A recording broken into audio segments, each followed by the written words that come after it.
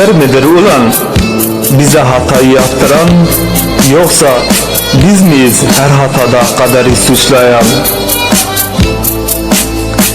Çaresizlik midir bizi ağlatan, yoksa biz miyiz çareyi ağlamakta arayan? Geçmiş midir geleceğimize gölge düşüren, yoksa sen misin gecelerimi karartan? Gelecek midir düşlemek, yoksa ben miyim geleceğimizi mum ile arayan?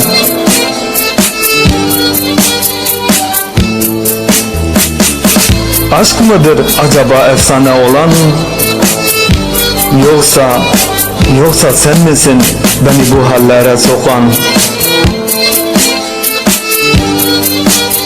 Hasret midir aşkı dilden dile dolaştıran, yoksa ben miyim aşkını memozin gibi dilden dile dolaştıran?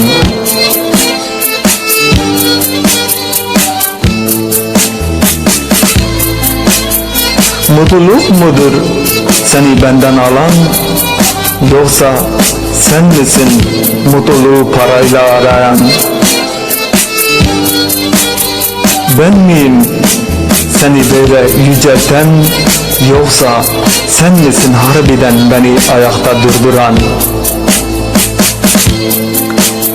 Cesaret midir aşkı yaşatan, yoksa korkmak mıdır senin gibi hep kaçan?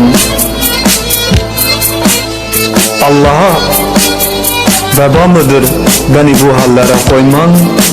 Unutma ki herkes yaşattığını bir gün yaşayacak, bir gün yaşayacak kardeşim.